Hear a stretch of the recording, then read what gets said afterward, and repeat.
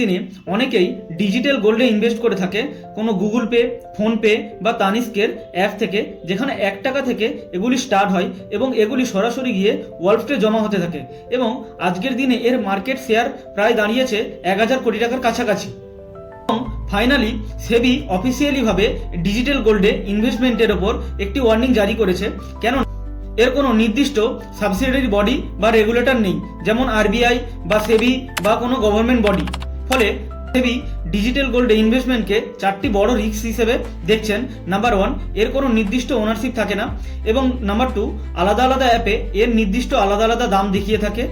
নির্দিষ্ট কোনো subsidiary body বা গভর্নমেন্ট বডি থাকে না, সেই কারণে কোনো কিছু ডিসপুট হলে আপনার কমপ্লেনের জায়গা থাকে না, এবং কোম্পানি যদি ডুবে যায় তাহলে আপনার টাকা পুরোপুরিভাবে ভ্যানিশ হয়ে যাবে।